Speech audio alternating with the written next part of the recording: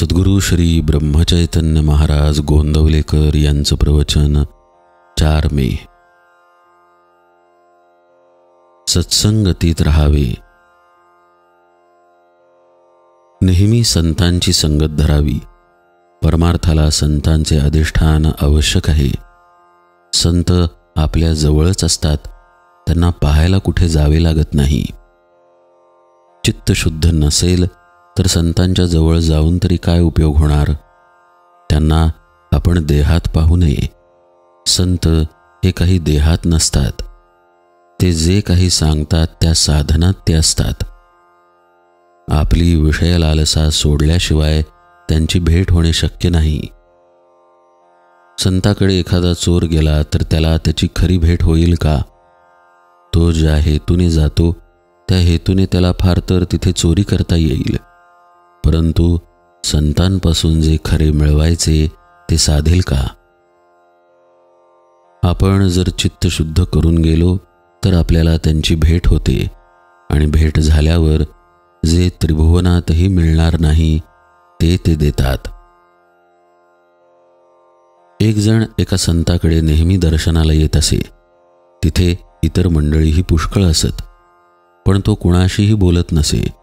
कुणी काही विचारले तर उत्तर देत नसे. सदा मुद्रा खिन्न असे. कुणालाही त्याच्याशी बोलावे असे वाटत नसे. असे काही दिवस गेले.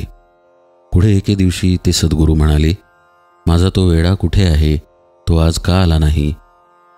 हे त्याने ऐकताच तो आनंदाने उड्या मारू लागला, आणि जो तिथून गेला तो पुन्हा आलाच नाही. तो कशाला येईल? गुरुने एकदा आपल्याला आपले म्हणावे हेच शिष्याला मिळवायचे असते. ते त्या गृहस्थाने ओळखले आणि म्हणून त्याचे काम झाले. गुरु तुम्हाला तुम्ही माझे झाला असे म्हणत असताना सुद्धा तुम्ही ते ओळखत नाही, कारण तुम्ही विषय बरोबर घेऊन आलेले असता आणि विषयाची प्राप्ती व्हावी असा हेतू मनात असतो. याउलट गुरु तुम्हाला निवृत्ती देतात. निवृत्ती दिल्यावर विषयाची प्राप्ती व्हावी ही आठवणच जाते. जसे तहान लागल्यावर पाणी हवेसे वाटते, पण तेच पाणी पोटभर प्यायल्यावर नकोसे वाटते, म्हणजे त्याची निवृत्ती होते. आपला यावर आज विश्वास बसायचा नाही, पण हा विश्वास बसायला भगवंताचे नामस्मरण केले पाहिजे. नामाने ते कार्य होते, म्हणून नामस्मरण करीत जावे. नामाने काळजी वाटणे नाहीसे होते, आणि मग तळमळही आपोआप जाते. मन आपल्याला विषयाचा आहेर करत असताना आपण त्याला नामाचा आहेर करावा. आपण आपल्या अंतःकरणाला नामाची धग लावावी. त्याने अंतःकरण उकळले की दोष वर येतील. ते काढून टाकले की अंतःकरण शुद्ध होईल. शुद्ध अंतःकरण ठेवून नाम घेतले तर भगवंताच्या कृपेचा अनुभव येईल.